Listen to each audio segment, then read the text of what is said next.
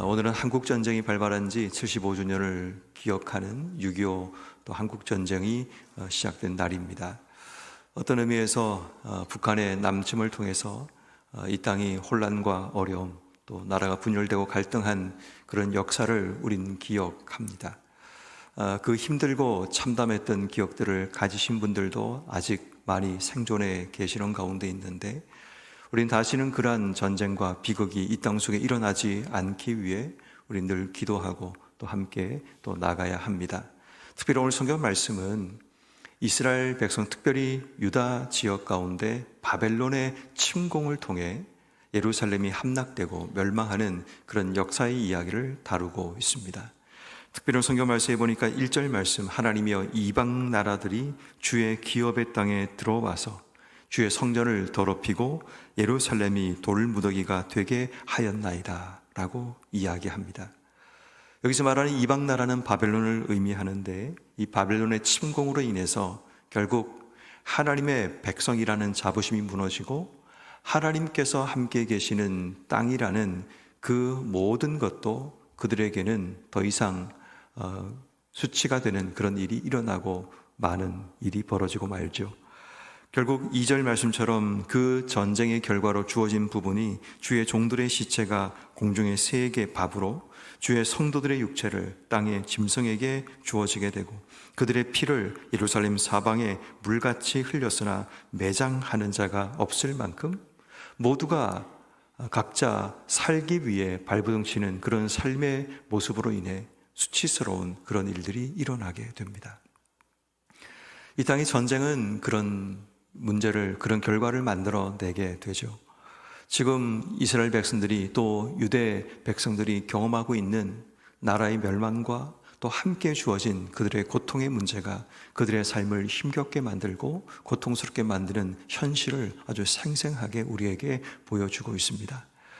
그때 3절과 4절과 5절 말씀에 보면 탄식이 일어나게 되죠. 우리는 우리 이웃에게 비방거리가 되고 우리를 애워싼 자에게 조소와 조롱거리가 되었나이다. 그 조소와 조롱거리란 것은 결국은 10절 말씀처럼 이방 나라들이 어찌하여 그들이 하나님이 어디 있느냐 말하나이까, 이런 내용이죠. 다시 말해, 하나님이 너희들이 함께 있으면 왜 너희를 지키지 못하고 너희를 구원하지 못하겠느냐라는 이야기입니다. 결국 하나님의 이름이 땅바닥에 떨어지고 그분의 명예가 실추되는 그런 일들이 이스라엘 가운데, 특별히 예루살렘 가운데 지금 일어나고 있음을 보게 됩니다. 5절 말씀에 다시 한번 시편 기자는 말을 하죠. 여호와여 어느 때까지이니까 영원히 노하리이까, 주의 질투가 불붙듯 하시리이까 라고 얘기합니다. 그러니까 다시 말해, 이 상황이라는 것이 단순히 바벨론이 우리를 친 것이 아니라 하나님께서 우리 가운데 노하시는 사건이라는 것을 시편 기자는 고백하고 있습니다.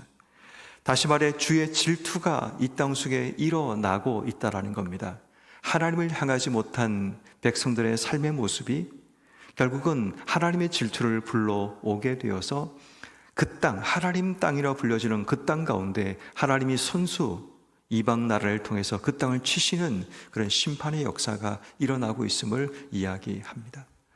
다시 말해, 하나님께서 그냥 바벨론이 그들을 침공하고 그들을 멸망시킨 것을 방관한 것이 아니라 결국 이 모든 일의 중심에는 바로 백성들의 죄악이 있다는 것을 분명하게 시편 기자가 고백하고 있음을 보게 됩니다. 그리고 난 뒤에 시편 기자가 하나님 앞에 두 가지를 간구하는 내용이 오늘 본문 속의 내용을 이제 구성하게 됩니다. 하나는 6절 말씀에 보면 주를 알지 못하는 민족과 주의 이름을 부르지 않는 나라에게 주의 노를 쏟으소서, 그들이 야곱을 삼키고 그의 거처를 황폐하게 하나이다 라고 얘기합니다. 이방 나라에 대한 하나님의 심판, 하나님의 보복을 해달라는 요청을 하고 있습니다. 이 내용은 10절 뒷부분의 말씀에도 똑같이 등장하죠. 주의 종들이 피 흘림에 대한 복수를 우리의 목전에서 이방 나라에게 보여주소서. 또 12절 말씀에 보면 주여 우리의 이웃이 주를 비방한 그 비방을 그들의 품에 7배나 갚으소서라고 얘기합니다. 하나님께서 하나님의 이름을 실추시키고 하나님의 이름을 명예를 무너뜨린 그들에게 보복해달라는 간구를 지금 하고 있는 내용을 보게 됩니다. 그러면서 또 한 가지 간구가 그들 가운데 일어나게 되는데 8절 말씀, 우리 조상들의 죄악을 기억하지 마시고 주의 긍휼로 우리를 속히 영접하소서. 또 그 뒤에 9절 뒷부분에 보면 우리를 도우시고 주의 이름을 증거하기 위하여 우리를 건지시고 우리 죄를 사하소서라고 얘기합니다. 지금 시편 기자는 아주 참담하고 끔찍한 이 상황 가운데 두 가지를 하나님께 기도하죠. 하나님의 나라를, 또 하나님의 이름을, 또 하나님 백성들을 공격한 그들에 대한 하나님의 심판과 그럼에도 불구하고 우리를 불쌍히 여겨주셔서 우리를 구원해달라는 간구를 하나님께 드리고 있습니다. 어쩌면 가장 기본적인 사람들이 가지는 간구의 내용이기도 합니다. 우리도 인생의 삶에 어려움을 당할 때 하나님 누군가를 향해 보복해 주시기를 기도할 수 있고, 또 우리의 삶을 구원해 주시기를 기도하는 부분을 보게 됩니다. 특별히 이들이 보복을 요청하는 이유는 자신이 피해를 입고 자신이 손해를 입었기 때문에 보복해 달라는 것이 아니라 하나님의 명예를 실추시킨 그들에 대한 하나님의 심판입니다. 이것이 중요합니다. 우리는 어려움을 경험할 때 누군가를 향해 인간적인 보복 내지는 또 나의 것을 뺏어갔고 또 나를 힘들게 만들었기 때문에 누군가에게 보복이나 심판을 요구하지만 그것은 옳은 것이 아닙니다. 우리 믿는 자들은 늘 주어진 삶의 자리에서 주의 뜻이 뭔가를 늘 구하는 사람이어야 합니다. 아무리 내 생각대로 내 삶이 펼쳐지지 않고 내가 원하는 결과를 우리의 삶 속에 얻지 못할지라도 크리스찬인 우리가 해야 될 가장 기본적인 삶의 자리는 순종입니다. 주의 뜻이 뭔지는 알지 못하지만 우린 그 자리에서 순종하고 나가는 겁니다. 그래서 우리에게 가장 우선적인 기도 제목은 하나님의 구원을 요청하는 겁니다.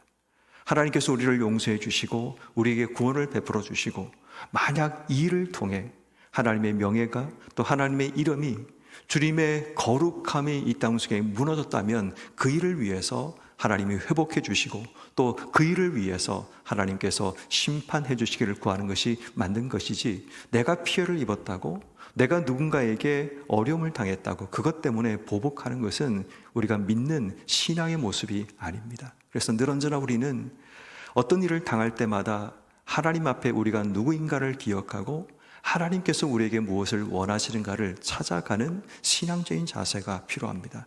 그래서 오늘 성경 말씀의 마지막 절을 보면 13절, 이 시편 기자가 자신들의 존재, 정체성을 다시 한번 확인합니다. 우리가 그럼에도 불구하고 우리가 누구입니까? 라는 그 질문 앞에 우리는 주의 백성이요 주의 목장의 양이니 우리는 영원히 주께 감사하며 주의 영예를 대대에 전하리이다. 결국 시편 기자가 오늘 고백하는 그 삶의 상황의 결론이 바로 이 13절 말씀입니다. 우리는 주의 백성이라는 말은 하나님께서 우리를 건지셔서 구원하신 하나님의 백성이라는 겁니다. 출애굽시키셔서 하나님께서 백성 삼으신 자들이 지금 멸망의 현장 속에 있는 우리의 모습이라는 것을 지금 시편 기자 아삽이 분명하게 고백하고 있습니다. 이것은 다시 말해 우리가 주의 소유라는 말을 의미하고, 우리가 하나님과 친밀한 관계 속에 있는 하나님 백성, 하나님께서 나타나시고 말씀하시고 인도하셔서 여기까지 인도하신 백성이라는 바로 그 의미가 우리는 주의 백성이오니라는 말 속에 포함되어 있습니다. 그 뒤에 보니까 우리는 주의 목장의 양이다 라고 이야기를 합니다. 목장의 양이란 말은 우리의 목자가 하나님이라는 말이 되고, 목자가 우리의 삶을 인도하시고 우리를 먹이시고 우리의 삶의 길을 보이신다라는 의미가 포함되어 있습니다. 이게 중요합니다. 지금 상황은 멸망당한 상황입니다. 우리의 꿈이 사라지고 우리가 꿈꿨던 모든 것이 없어지는 절망적인 상황이 그들 앞에 펼쳐진 겁니다. 여러분, 75년 전에 이 땅에 일어났던 전쟁의 화염으로 인해서 모든 사람들이 소망을 잃어버렸습니다.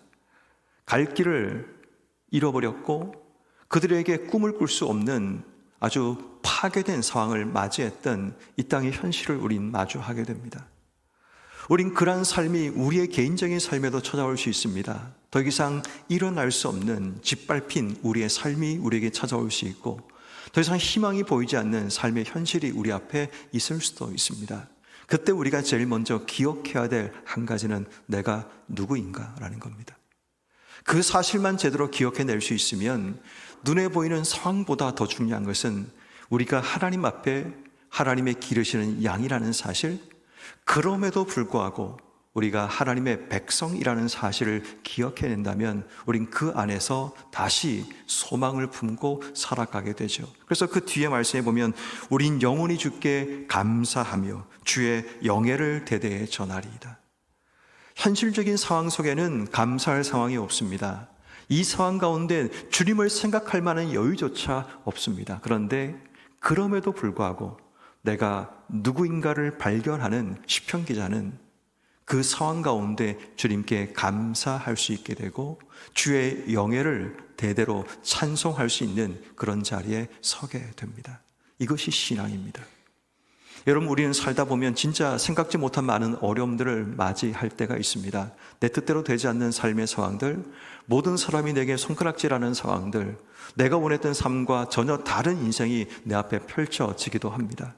그때마다 우리가 분노하고 그때마다 우리가 절망한다면 우리에게 하나님이 어디 있는가를 물어봐야 됩니다. 우리가 무엇을 믿고 있는지, 우리의 신앙이 어디를 지향하고 있는가를 늘 돌아보는 신앙이 필요합니다. 그래서 우리는 우리의 삶에 끔찍하고 고통스러운 상황이 펼쳐질 때마다 하나님 내가 누구입니까를 묻는 신앙이 가장 우선되어야 됩니다. 결국 시편 기자 아삽은 그 모든 상황 가운데 돌이킬 수 없고 회복될 수 없는 자신의 삶의 현실 가운데 그런 고백합니다. 하나님, 나는 주의 백성입니다. 주께서 기르시는 양입니다. 그러기에 나는 주께 감사하고 주의 영예를 대대에 전하는 자가 되겠습니다라는 고백을 하게 됩니다. 오늘 이 말씀은 우리에게 무엇을 말씀하고 있을까요? 우리 인생의 삶을 살다 보면 우리도 절망적인 삶을 만날 때가 있습니다. 그때 여러분, 우리는 꼭 오늘 말씀을 기억하며 세 가지 삶을 기억해야 됩니다. 절망적인 상황 가운데 첫 번째는 기도해야 합니다. 기도를 하는 이유는 하나님의 뜻을 찾기 위함입니다. 하나님의 뜻을 찾지 않으면 우리의 감정이 앞서게 되고 내 생각이 앞서게 되고 사람들에 대한 원망과 미움이 앞서게 되고 주변 상황에 대한 절망이 우리 속에 찾아오게 됩니다. 그렇지만 절망적인 상황을 만날 때 우리가 제일 먼저 해야 될 것은 주의 뜻을 묻는 기도가 우리에게 일어나야 됩니다. 때로는 기도의 자리에 나가기가 우리에게 불편하고 힘들 수 있습니다. 왜냐하면 하나님에 대한 원망과 또 하나님에 대한 불만이 우리 속에 있을 수도 있기 때문입니다. 그러나 신앙인이라면, 우리가 믿음을 가지고 있다면, 하나님을 내 인생의 주인으로 삼고 있다면 우리가 제일 먼저 해야 될 일은 하나님 앞에 기도하는 겁니다. 아무런 음성이 내게 들려지지 않아도 우리는 하나님께 나가는 겁니다. 하나님, 절망적인 상황 가운데 주의 뜻을 보여주시기를 기도해야 합니다. 두 번째, 절망적인 상황에 우리가 해야 될 두 번째는 우리의 지난날의 삶을 하나님께 회개해야 합니다. 오늘 성경 말씀에도 분명히 말하지만 이 모든 일이 하나님의 노하심의 결과라는 것, 하나님께서 우리를 향한 질투하심에서 시작되었다는 것, 조상들의 죄악으로 인해 이 모든 일이 시작되었다는 것을 시편 기자는 고백하는 것처럼 우리 인생에 찾아온 절망적인 상황은 누구의 죄도 아닌 나의 죄로 시작됐다는 사실을 기억할 수 있다면 우리 먼저 하나님께 자복하고 엎드려야 됩니다.